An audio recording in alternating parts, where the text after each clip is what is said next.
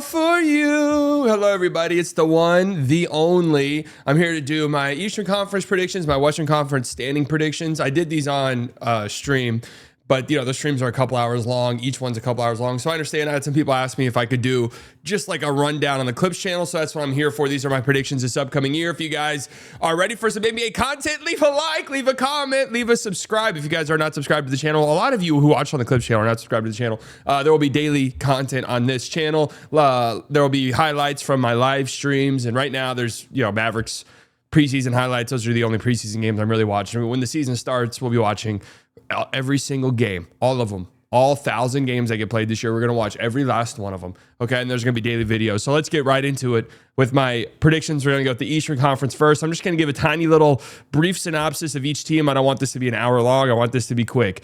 Eastern Conference predictions by Let's get right into it. I have the Nets finishing 15th. Need I say more? They're going to have 5 first-round rookies. They're the only team in NBA history that can say they'll have 5 first-round rookies on their roster. Their starting guards are, do they have a point guard? Their point guards, their floor generals that they have on the team are Ben Seraph, rookie, Igor Diomin, rookie.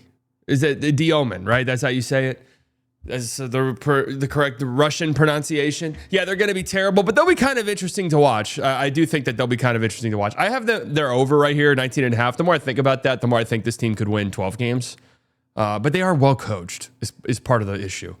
And also, like, if Michael Porter Jr. is good enough for them to win games, he's going to get traded. So it's kind of like this weird sort of dilemma, right? But I think they'll be terrible, and I think they'll be the worst team in the league. I think the Wizards won't be too far behind them. The Wizards have righted the ship a little bit.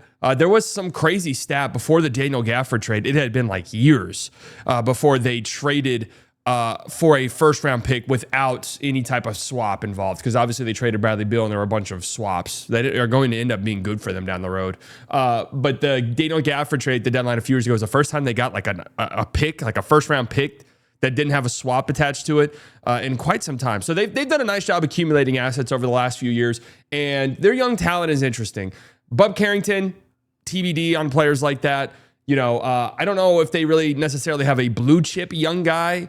Bilal Coulibaly is going into year 3. It's a pretty important year for him, I would say. But I think we'll see Alex Sarr show significant improvement as a defensive player. I think he'll have moments where he's just wrecking shit defensively. I think he's got that level defensive upside. Probably a few years away, if ever, from like a real offensive leap and him becoming a legitimate like top 50 player with his defensive impact. But, I think it's going to be a good season for him. And it'll be fun to watch. It'll be fun to watch Trey Johnson. Like, they'll be an enjoyable team to watch. And they have some interesting vets that I do think that they could be kind of sneaky, in a way that the Nets were kind of sneaky last year. Everyone expected the Nets to be absolutely dog shit last year, and they were dog shit, but they weren't absolutely dog shit. Like, maybe that's what the Wizards look like. I have the Bulls finishing 13th. I know that the Bulls usually love being the 10th seed, and that's the end of that.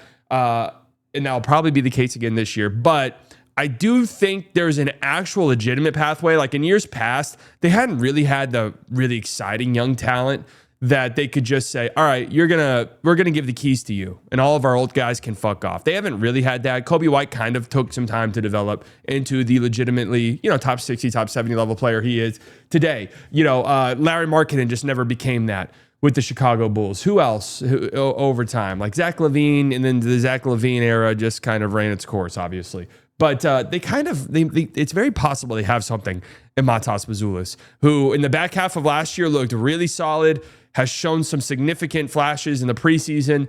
I don't think it's going to be perfect. I don't think he's a locked-in franchise cornerstone.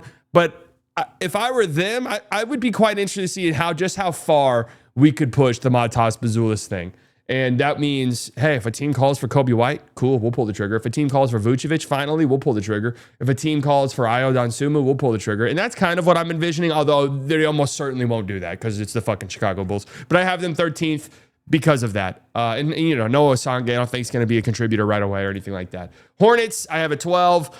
I do think there's enough talent here, if they're healthy, to be a play-in team in the Eastern Conference. Only problem is, if you follow this channel at all, you've known. Only problem is, I've thought that for a long time, and they always fuck me. So I'm out.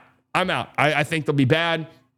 I do have their over as a lock, though, because 26.5 wins. I think, assuming LaMelo plays 60 games, which has been a tall task for him. Brandon Miller played 20 games last year. And he looked good in those 20 games. I'm predicting him to have a breakout season. If he plays, if LaMelo play, if they share the floor for 60 or so games this upcoming season, I definitely think they'll win over 26 and a half games in the Eastern Conference. They love Ryan Cockburner. So I cannot say his name correctly. I'm not trying to do a Cockburner joke. I cannot say it. It doesn't articulate on my tongue very well. But I'm interested to watch the Hornets. LaMelo's just an incredibly fun player to watch. I just hope he stays on the floor is all.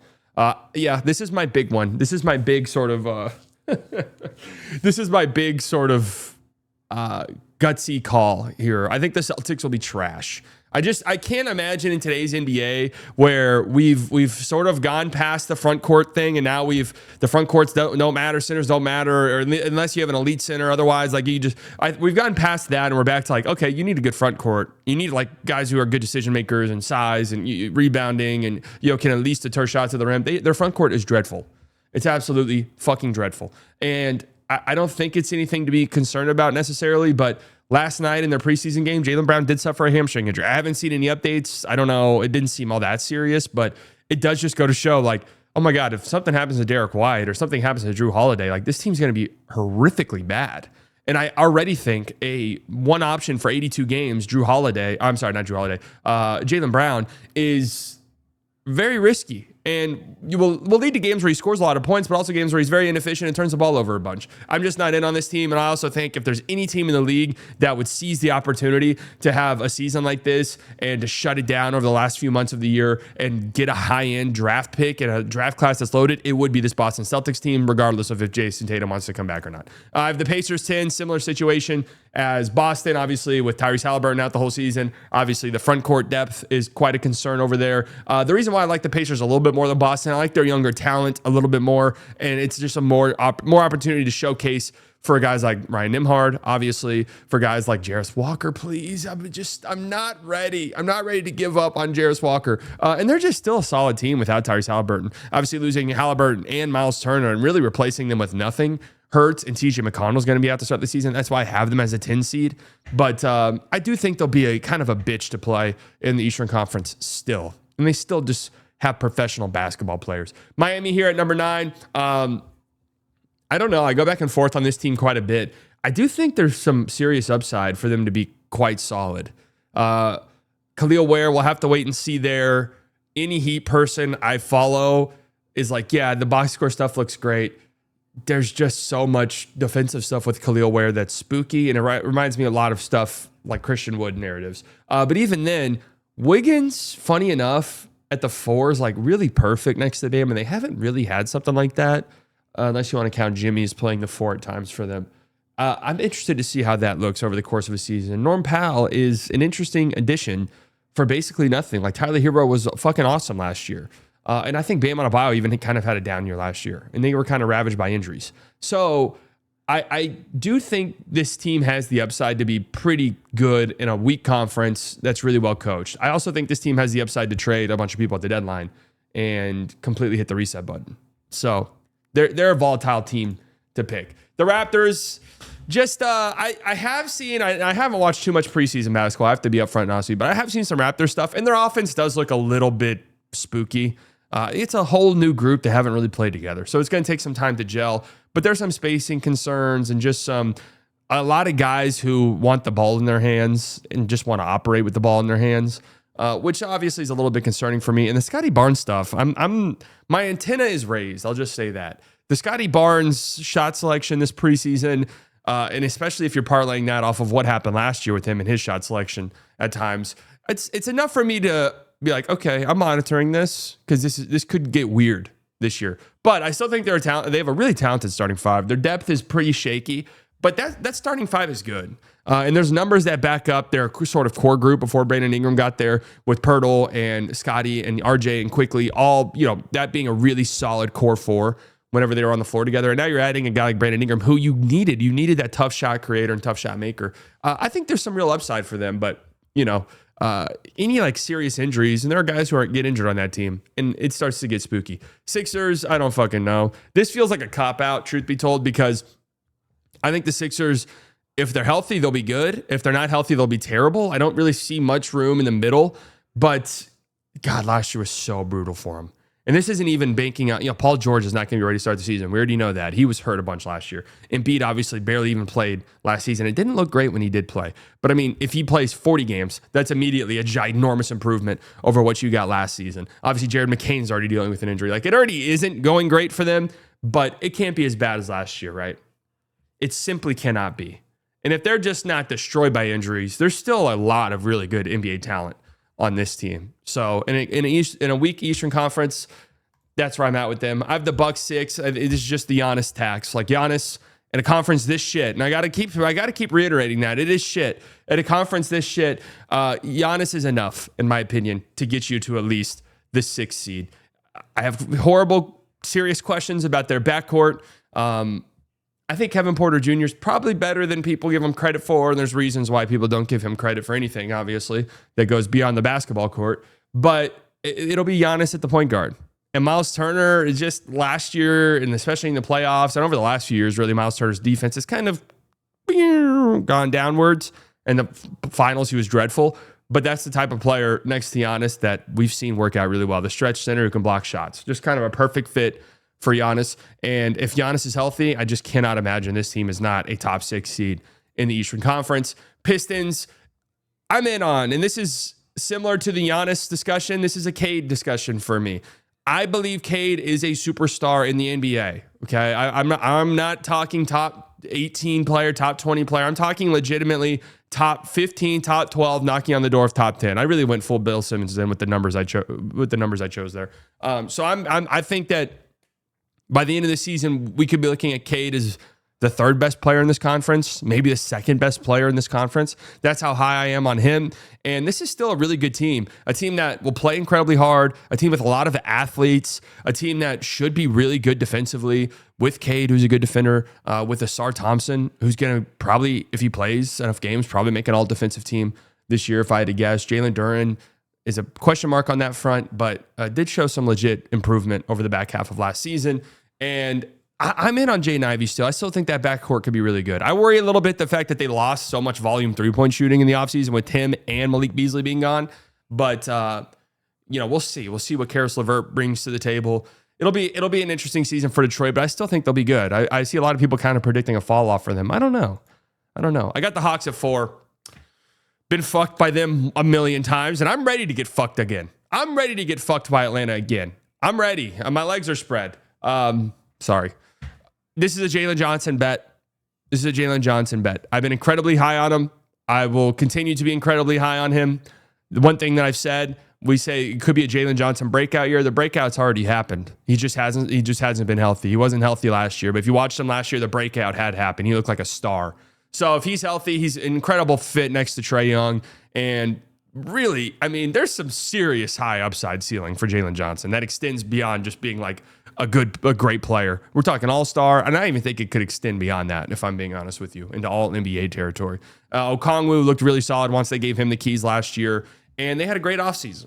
I think they're going to be good. I think they're a team that can win playoff series in this conference. So I'm in on the Hawks, and I'm ready to get hurt again, baby. Come on, Trey. I got the Knicks here at 3. This isn't a statement on the Knicks. I think you'll see here in a second, I'm still incredibly high on the New York Knicks. I think this is more so like, hey, Malcolm Brogdon retired. I'm not really factoring that into the equation much at all.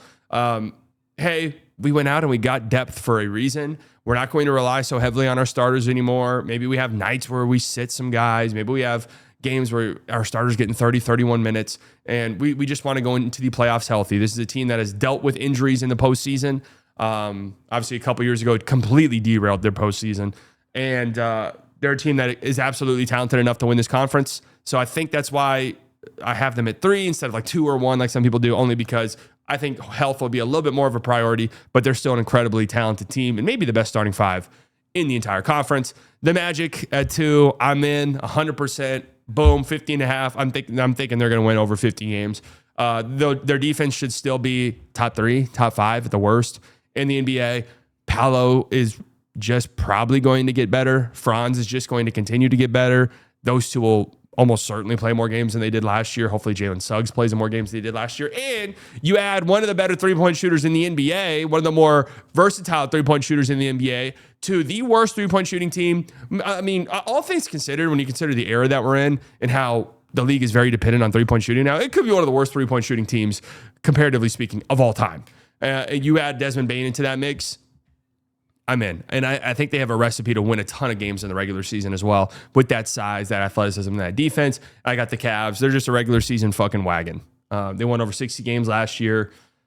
I mean, if they're healthy, I think that could very easily happen again. They're a regular season wagon. We know that. They play defense. They play fast. They have two very explosive and dynamic guards that can be a nightmare to defend.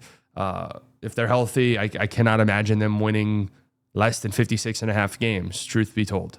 So that's that. Ultimately, in the playoffs, I've got the Knicks Cavs, going a little bit chalky there. Knicks Cavs as my conference finals matchup. Let's get Cleveland into the conference finals finally. If they don't, then they've got some interesting questions to answer. And I got the Knicks winning the East and making the finals this year. I think they have, if you had to pick one player in the conference in a playoff game to win you the game, at this point in time, obviously you'd probably take Giannis, but Brunson is the clear-cut second choice there.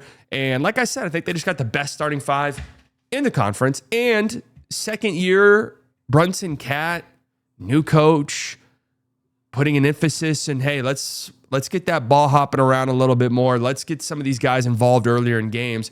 That could be just one of those dynamic, unstoppable plays. The Jalen Brunson Cat two-man game. It could just reach a point this year where it's unguardable. There's nothing you can do to stop it, really. So, I'm big time in on the Knicks. All right, now the Western Conference West predictions by that's me, in case you're wondering. Here we go, finishing last in the conference. It has to be Utah. I'd be shocked if it's anybody other than Utah. Big year for some of their young guys. Are they going to pay Walker Kessler? Is Walker Kessler on the team on February 10th? I don't know when the trade deadline is specifically. But is he going to be on the team then? I have no idea. Is Lauri Markkanen going to be on the team then? He shouldn't be, realistically. If Lauri Markkanen is on the team past his trade deadline, I think that's bad. I think that probably means Lauri Markkanen is taking a step back, and now that contract looks shit. But they've obviously, Ace Bailey's going to be fun to watch. Walter Clayton Jr. is going to be fun to watch. I think he's looked good in the preseason. He just looks like an NBA player and just looks like a guy that's going to have moments that it's going to be like, all right, tune into League Pass to see what Walter Clayton Jr. is doing real quick. So I think they'll be an enjoyable bad team. I guess this year for me, if I'm a Jazz fan, the biggest thing is Ace Bailey a blue chip prospect? Like, do we have a potential face of the franchise moving forward, or is that something we're still in search of? They're going to lose a ton of games. It's to be expected to have them last. Yeah, I got the Kings finishing 14th here. This was before the Russell Westbrook signing. Does not change my opinion whatsoever on them. They're fucking terrible. It was also before the guys on the Bill Simmons podcast completely destroyed them. Their roster makes no sense. I've been shitting on it all offseason long. When they made the Dennis Schroeder signing, I was like, yeah, it's cool. Dennis Schroeder at that number is fine. But like on this team makes no fucking sense at all. Them getting Russ makes no sense whatsoever. They're the antithesis of what the modern NBA is. The Keegan Murray contract to me is solid. That's fine. It's a good deal for him, honestly. Making a little bit more than Jabari Smith Jr. I don't know about that really, but it is what it is. But I think this team is, the vibes are awful, and I don't understand their team makeup whatsoever. Let's build our team around an offensive hub that needs to operate around the elbow and cannot space the floor and is also not a good defender. But also let's put players around him who need the ball in their hands, but also another guy who has to also operate around the elbow, and DeMar DeRozan. Fucking horrible team. Makes no sense. I got the Pels finishing 13th. Look, the Western Conference, predicting it is an exercise in predicting which teams will have seasons from hell and which teams will be healthy. It's a crapshoot. It's a dice roll. It could happen to anybody, really. But the thing is I'll almost always bet on it happening to the Pelicans, unfortunately. So that's really it. Zion looks incredible physically. I hope he plays. He's awesome. He's incredibly fun to watch. And if Zion does play a bunch of games and they're relatively healthy, and they're already dealing with injuries, but they stay relatively healthy, all things considered, they got a lot of talent on their team, and they'll be pretty good. The thing that really sucks for me, and it's cementing this for me, is yesterday came out, Kevon Looney's going to miss nearly a month to start the season. You guys can laugh at that. He was going to be their starting center, and he's looked pretty good in the preseason. So, yeah, I just feel bad for them, honestly. DeJounte will come back at some point. I don't know what that's even going to look like when he's back. Probably by that point, half the team will be dead, unfortunately, so it won't really matter. But yeah, if I'm going to pick a team to have a season from hell, it's going to be New Orleans. I'm sorry. I got the Blazers here at 12. I think they'll be a very competitive defensive team. We saw this in the back half of last season when they were one of the better defenses in the league. For a solid chunk of the year, they got a lot of size. They got a lot of athletes. Obviously, Toumani Camara is an all-defensive player already. Klingon, I think, is somebody who can make an all-defensive team. They bring in Drew Holiday, who last year definitely looked like he lost his step, but still will help them out on the defensive end at the very least. And it's like go time. It's kind of put up or shut up for Scoot in year 3, but it really is for Shaedon Sharpe. Like it's we got to see it now. We've seen flashes.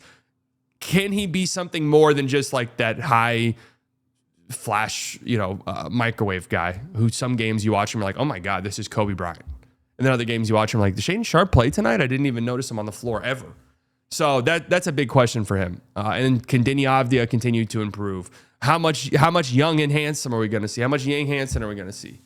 That's another question as well. But I like them. I think they're a good team. If they're in the Eastern Conference, they're a team where I'm like, hey, could the Blazers like make the playoffs? In the West, though, somebody's going to have to lose games is the unfortunate reality. But I do like what they've got going on quite a bit. Phoenix, this might be a little bit high on Phoenix. I'm really part of this for me is like Devin Booker has to be really good this year, and I know he'll put up stats and he'll be good, and he's been good the last few years, but it hasn't been great. This is a guy who's right around a top 10 player a few years ago, and he's at the age where he should be in his prime, and the last couple of years, it feels like he hasn't been. And it's been a little bit on the downward trend, which concerns me, right? But I think I can excuse that as the vibes were so fucking bad in Phoenix. He was just pissed off. I could subscribe to that, right? But we have to see it this year. We have to see it in a more improved year. And I don't love that. Jalen Green's already going to miss time to start the year. Their ball handling situation is indicating that it's going to be a lot of Devin Booker at the point guard, and I just don't love that personally. But Melo Watch looks good defensively in preseason, so that's nice. I just think they'll try harder and they'll give a shit, and it'll be, if I'm a Suns fan, as weird as this sounds, because Kevin Durant's gone, Bradley Beal's gone, thank God, that's addition by subtraction right there. But KD's gone, you're losing a top 10 player in the league. This year might just be more enjoyable to watch. Like it just might be a more enjoyable team. The give a shit level will probably just be a little bit higher, but I still don't think they'll be great.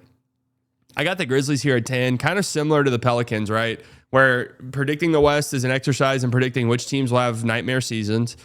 Memphis is already dealing with a slew of injuries. Jaren Jackson Jr. Will be ready for opening night. Ja Morant, if he misses any time, it'll be a small amount. But their front court's already pretty devastated by injuries. Losing Edey for the amount of time you're going to have him out to start the year fucking sucks. He's a big piece for them. Brandon Clark being out, especially with Edey being out, sucks. Absolutely sucks for them. So, yeah, they lost Desmond Bane. Desmond Bane's a really good player. He's a really good player. Now, Jalen Wells, year 2 leap, was fucking awesome last year. Was really good. Honestly, had a legitimate argument for Rookie of the Year. What can we see from him? Could he make an all-defensive team? I think the Grizzlies will be pretty interesting to watch, and they could be good. Again, it's similar to the Pelicans. If I have to pick a team that gets shit on, I'll pick the team that's been shit on for years, unfortunately. The last few years, they've just been destroyed by injuries. Warriors at 9. I'm just not in. I'm not as sold. The projections, absolutely love them. The ESPN, Kevin Pelton, they think they're going to win mid-50s, upper 50s in games, be the 2 seed. Man, they're just so old. I don't understand it. This conference is stacked. This conference is stacked with young, athletic, big teams. Everything the Warriors are not. I just can't get around this. I just can't get there. Honestly, I really can't. They're just so fucking old. It's a team of grandpaps. And I could be very wrong here. I really could. But it's a team of grandpas, man. I'm sorry. Steph's going to miss 20 or 30 games almost certainly, right? It's not like he's been uber healthy in recent years. Jimmy's almost certainly going to miss 20 or 30 games. That's been the case for him. I can't get the 2 seed. I just cannot get there. I really can't. I got the Spurs at 8. I'm in on a Wemby monster year. I'm absolutely in. He's the most impactful defender in the NBA. If we see more improvements offensively, it's really kind of over. If Wemby ever does reach that echelon as an offensive player where he's like actually considered an elite offensive player and not just kind of like a nightmare matchup who can be a little bit inefficient and you can force into doing things that he's not comfortable doing. If he turns into just like an elite offensive player, he will be the best player in the league. He'll win MVPs. The Spurs will be a fucking nightmare team to play always, no matter what. I don't know if that'll be this year, but he'll be the most impactful defender in the league when he's on the floor, and he'll probably improve offensively. And just because of that, I think he'll be a top 5 player in the league this year, top 6 player in the league this year at worst, and that's enough to win you a bunch of games in the NBA. Their backcourt is, it's crowded, but it's not necessarily a bad thing. They have good, talented players in the backcourt. And I don't know. I was about to say, I think they'll probably make a trade at some point to like really improve their team. Like they could go out and get, if Giannis is available, I would love that for them, right? But they could go out and get like a Lauri Markkanen or one of these other 4s. And I think that's what, if I were them, that's what I would do. Go after like another forward and put alongside Wemby and just have that nasty, dynamic, disgusting front court. And I do think you'll probably see some front courts where it's Wemby and Luke Cornett, and that'll be interesting. But I'm very intrigued by the Spurs this year. Intrigued by Dylan Harper. I think he's going to be incredible. And yeah, I can't wait to watch Wemby. I just cannot wait to watch. I think they'll be a playoff team this year. Lock it in. Lakers at 7. Yeah, stop crying. Again, kind of similar to the Warriors. They are older. I don't love that LeBron has sciatica. I do think it's funny that every podcaster that I've listened to that's like in their 40s or 50s is like, yeah, man, and I've had sciatica. He's such an old man now. We love LeBron. Cherish it, guys, because it's going to be done soon. So I don't love that because LeBron's still a top 15 player in the league. That sucks to not have that. He's still one of, if not the best athlete on this team that will actually get serious minutes because Adu Thiero is a great athlete. But one of, if not the best athletes on this team that'll get serious minutes. I worry about their defense. I think they'll be incredible offensively. Obviously, if Luka stays healthy, and Luka's kind of been good for missing, last year was the first time he missed a ton of games, but, sneaky missing 15 or so games a year, just stretches here and there. Yeah, their offense will be elite. It'll be incredible. The Luka Ayton pick and roll duo will probably be very good. I worry about them defensively. I struggle to see them being anything other than bad defensively. They don't have the athletes. Of course, over the course of an 82-game season, I just worry about it. I still think they'll be good, though, and I wouldn't want to play them in the playoffs, I'll tell you that much. I got the Wolves here at 6. Think they'll be really good. Yeah, Anthony Edwards, love him. One of my favorite players in the NBA. Terrence Shannon Jr., to me, is somebody, he won't win it because the most improved player award never goes to guys like him. But he would kind of embody it to me as somebody who's slowly progressed from being out the rotation as a young guy, having to work his way into the rotation, to being kind of a fringe rotation guy last year who plugged and played at times, to potentially this year having the real opportunity with Nickeil Alexander-Walker gone and some of these older guys getting older, having the real opportunity to become a legit rotation player for them. And I think he's a good player. Yeah, that's a guy who could be a nerd most improved player pick. He probably won't win it because it usually goes to stars that have already broke out into stars and then continue to be stars. Like Jalen Johnson could very easily win it this year. But yeah, I worry about Rudy Gobert getting older. If he's not an uber elite defensive player and is just now like really good or great, then that's concerning because he fucking sucks on offense. And Mike Conley's been important for them, and it looked really rough at times last year. So those are the things I do worry about for them. But I still think they'll be a really good team. And Anthony Edwards, kind of an important year, I would say. Not that he has all that much to prove. He's obviously a great player, and that much is certain. He's a superstar, right? But can he take that next step? Like really take that next step, that playmaking lead, be in control of the game, that propels him into being like, oh, he's like in that tier with those top 4 guys. That remains to be seen. I got the Clippers at 5. Similar thing, they're older. They're an older team, but they're always really good in the regular season. They're great defensively. They've got a great defensive anchor in Zubats, who's just as rock solid as it gets as a center. Harden is always just this really high floor offensive player. Like if he's out there, your offense is probably going to be good. And knock on wood, he's somebody who you can kind of rely on to play games. Bradley Beal, I'm not out on the Bradley Beal experience, but they got him for pretty much nothing. John Collins is somebody who I think actually fits in really well with this group. And him and Harden next to each other will be really fun to watch at times. Yeah, I think this Clippers team will be good. I think you'll probably see guys rest, and I don't know how serious they'll be about winning 55 games. But this is one thing we've seen over the Clippers for the last few years is you'll get a month stretch at some point in the season where the Clippers are the best team in the NBA. Like, it's going to happen. And then we're going to be like, oh my God, are the Clippers going to win the finals this year? Like, is this really the year? It always happens. It's the reason why we always get sucked in. Like, it's so easy to in the playoffs. Like, why the fuck did we get sucked into them again? Why did we think this was going to work this time? And it's like, oh yeah, because in January they had a 16 net rating. That's right. Even after I swore them off in the playoffs. So anyways, I think the Clippers would be great. Obviously, the quiet thing could, who knows? But yeah, I got the Mavericks at 4. I think their over's a lock of 40.5. I just think there'll be, there's going to be some stuff that they'll have to work out early in the season. But I just think they have a lot of different ways that they can beat you. And yeah, I'm a little bit higher on AD at the 4 than I think most people are. I don't think it's going to be tremendous or anything like that, but I do think there's iterations of that group that can work. And I do think there's matchups in which it would work. And I do think it, over the course of a game, there's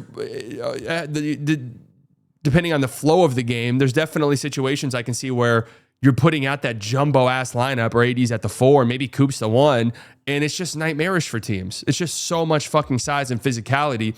And as the games have worn on, you've just been beaten down by this group, and now this lineup's on the floor. That's nightmarish, right? I don't think it should start. I really don't think Cooper Flag at the 1 should start. That's kind of where I'm at. I'm worried that that's going to be the starting lineup on opening night. I just think that group struggles offensively, and if they're not getting stops, if they're not, grabbing rebounds and pushing, it's difficult for them to find real consistently good looks offensively, and that leads to starting in a 12-point hole at the start of games, and that just sucks. And that's what's kind of happened in the preseason so far. And to their credit, they've dug themselves out of these holes, but you don't want to do that all that often in the regular season. But I also think over the course of games, I just think they'll do AD at the 5 more than people are expecting. And there's just so many different lineups they can play off of that are incredible. It's funny because I was watching them last night and it was like AD at the 5, PJ at the 4, I think it was Najee at the 3,